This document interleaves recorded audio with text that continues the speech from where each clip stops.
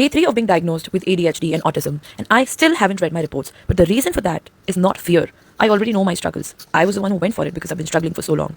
But the reason is that I have been invalidated for so long in my life that this is the first time, especially professionally, that I'll be validated and I'll not be told a reason that I cannot take it, because I know in my mind that yes, now this is the correct explanation. Because as somebody who's been given so many different diagnoses, and I took it for what they told me, but it never made sense.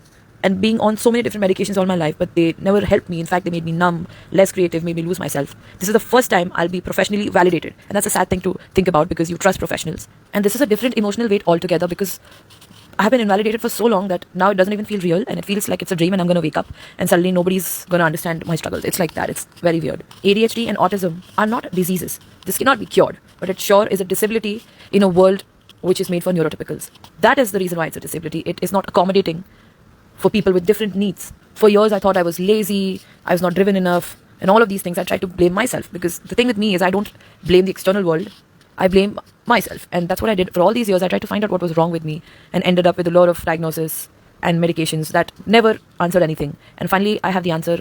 And also, because of this, I also found a lot of people who think similarly to me. And that is the best thing out of all of this. Even before this, it's not now. I've already found my people. In fact, they definitely helped me get here, right? But reading my reports would be like reading a book written about me, my biography. Not my autobiography, because I did not write it. My journals are my autobiography. But, a book written by somebody else on me, finally validating.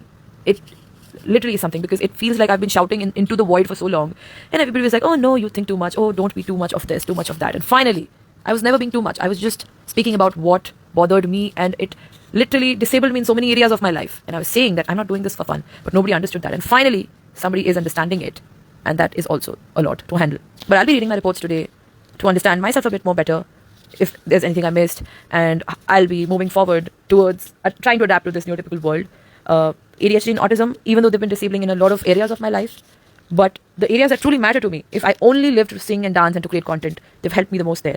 And I have been able to create some videos that I wouldn't have if I didn't have ADHD or autism. So it's a wonderful thing as well. I always think of ADHD and autism as superpowers that need their cooldown time. If you've played games, you know what I'm talking about. But yeah, the cooldown time is a lot.